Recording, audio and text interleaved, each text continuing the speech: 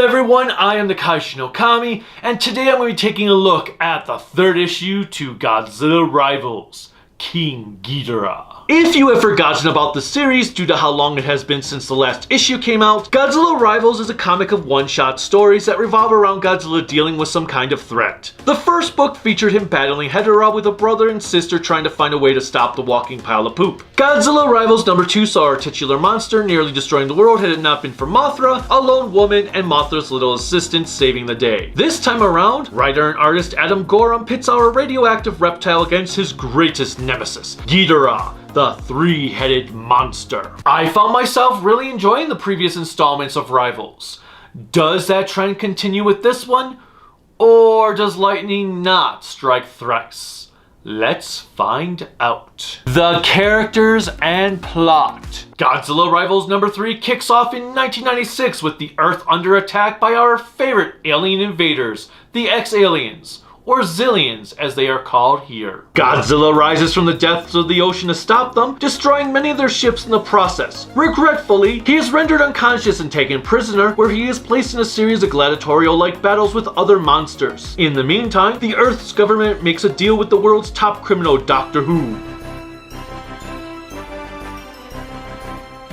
Wrong Doctor Who was able to hack the Zillions' equipment and create a top-notch fighter that is given the assignment to travel to their Mars base to put an end to their threat. A pilot who witnessed Godzilla's defeat, Daten Maitu Shishita, is chosen to be the pilot of this mission along with a robot assistant of Doctor Who's named Hoshi. Overall, this is easily the weakest of the 3 rival issues thus far, as I wasn't really gripped with the story. It was cool to see IDW bring Doctor Who back in an interesting fashion, especially since we got a moment of backstory where he mentions Godzilla destroyed most of his home village. Hell, that single panel alone has far more character development in it than the 2 issues of Power Rangers vs. Godzilla combined. Nevertheless, the characters were nowhere near as appealing as those in the Hedorah Mothra issues were. I mean, outside of Daiten being a fighter pilot, we don't really learn anything about her, and yet we're supposed to believe she became this great influence on Hoshi's view of humanity. The story also has this awkward ending that feels like it is meant to lead into another issue, even though these are supposed to be one-shot storylines. There wasn't a lot of memorable dialogue I found myself chuckling at either compared to the other installments.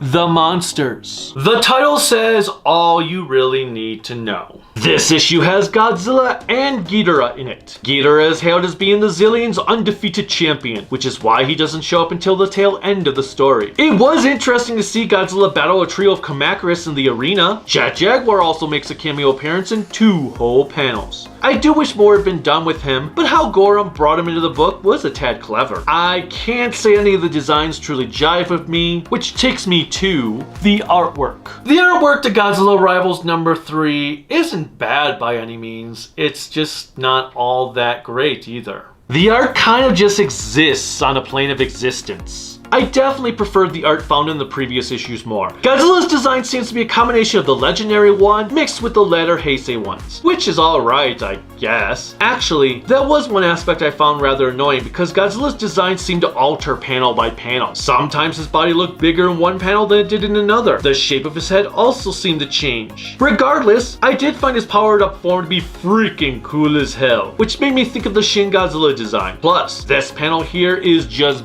badass looking. Something about the coloring of Ghidorah left me empty. I'm not sure if it was the inconsistencies with his coloring from time to time, or if it was just the cross-hatching done, but something bothered me about the way Ghidorah looked, and I can't make heads or tails about it. Even the Kamacuras looked odd, though nowhere near as bad as Jet Jaguar, who made me think of his horrifying Godzilla SP design. It looks like he skipped leg day or something. Maybe he was taking advice from Strong Guy on how to exercise?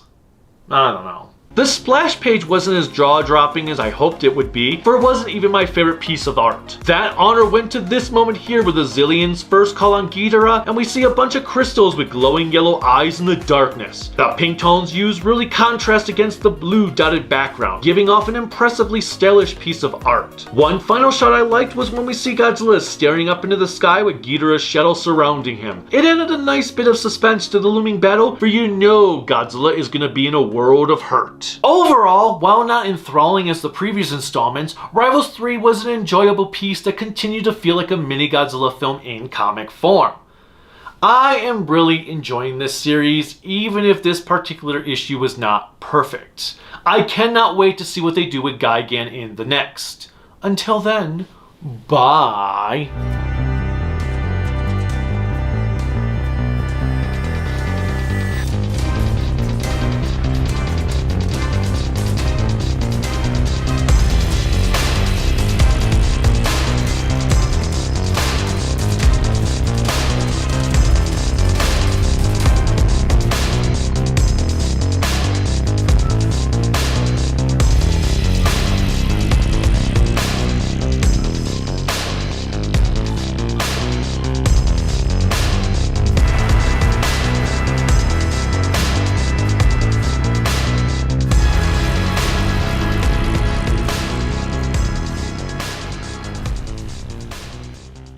Well, then who's playing first? Yes. I mean, the fellow's name on first base. Who? The fellow playing first base for St. Louis. Who? The guy on first base. Who is on first?